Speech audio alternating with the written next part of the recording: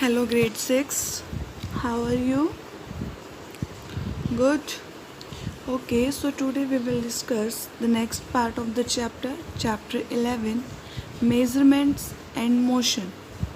Okay, so today in this lecture we will discuss about how we can measure the length using a divider or a thread. So first topic is the measuring length using a divider.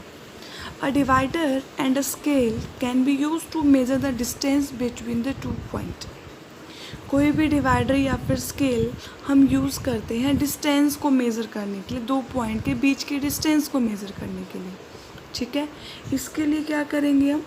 Keep the divider in such a way that each tip is at the point. इस तरीके से रखेंगे उसको, जो भी divider है, कि जो उसका हर पॉइंट है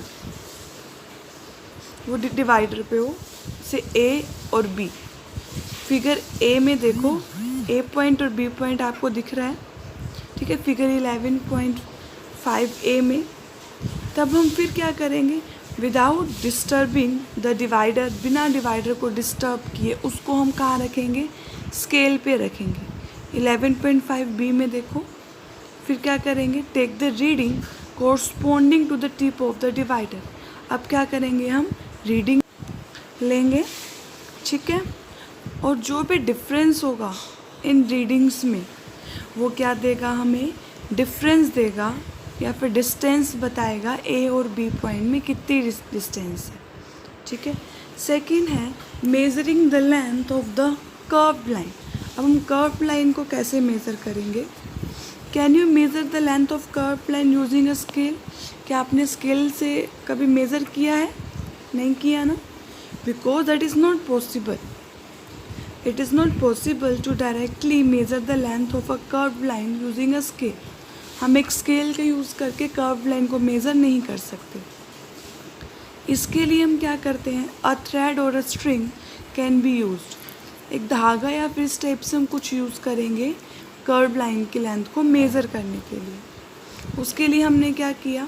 टेक अ थ्रेड, एक थ्रेड लिया और उसको कहाँ रख दिया?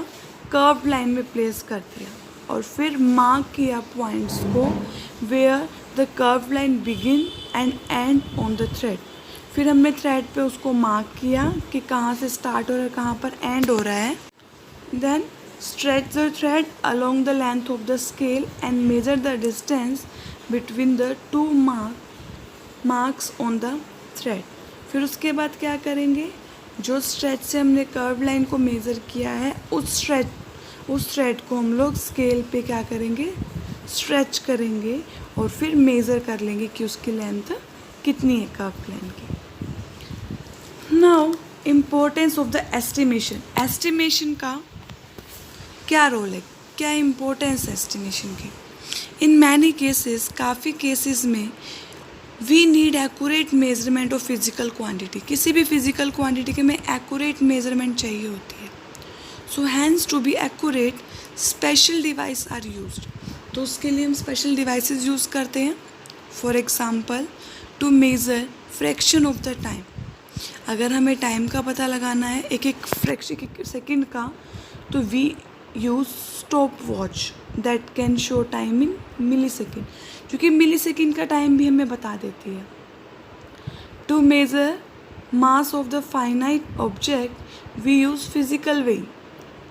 फिजिकल वेइंग हम यूज़ करते हैं. However in some cases, कुछ केसेस में क्या होता है, जो एक्यूरेट मेजरमेंट है वो नहीं चाहिए होती.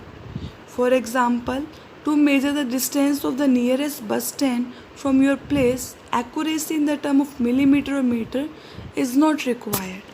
ठीक है, अगर हमें पास कोई बस स्टैंड बताना है आपके प्लेस से, तो उसमें हम एज सच एक्यूरेसी नहीं देंगे, नहीं दे सकते, वो कोई नीड भी नहीं है. ठीक है, आइडिया दे देते हैं बस हम.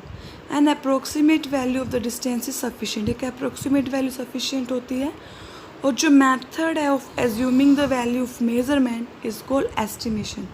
उसको हम क्या बोल देते हैं? एस्टिमेशन. जिस मेथड से हम उस मेजरमेंट की वैल्यू को एज्यूम करके बताते हैं. और estimation is useful in many situations in our life. जो एस्टिमेशन है वो बहुत ही यूज़फुल है आपकी लाइफ में काफ़ी सिचुएशंस में, ठीक है।